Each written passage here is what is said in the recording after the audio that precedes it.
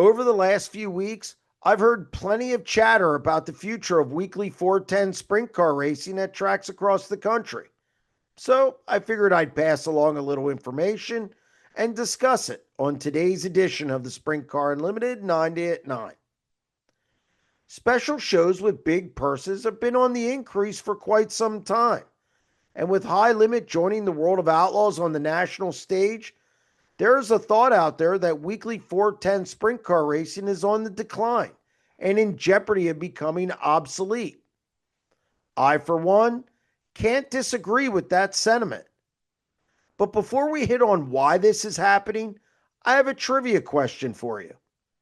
How many tracks around the country run a weekly 410 sprint car program? I thought it was maybe 15 to 18, but after consulting SprintCarRatings.com and looking at the numbers, it's only 14. Let that sink in for a moment before I continue.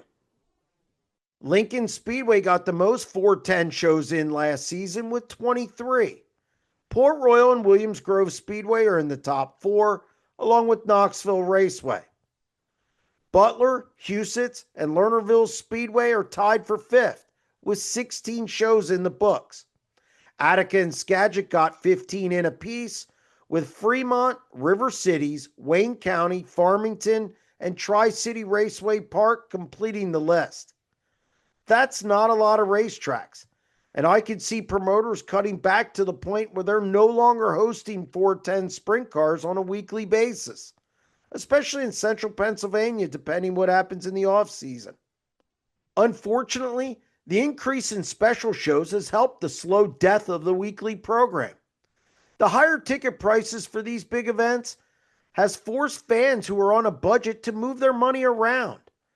By that, I mean that they're going to take the money that they normally spend on a regular show and roll it into a touring series event or some other special that draws the stars of the sport.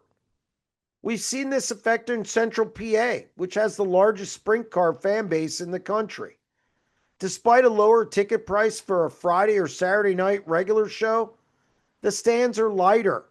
It's easier to stay home, watch on streaming, save some cash, and then head to the track when High Limit and the World of Outlaws come to town. Or maybe PA Speed Week or some other special show that has the oomph of the local heavy hitters in attendance. Sure, there are people out there who prefer the regular show that features a $20 price tag at the gate, but that pool is dwindling.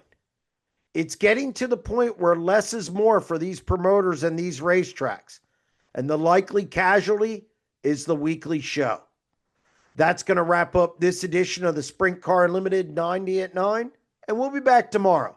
Stay tuned.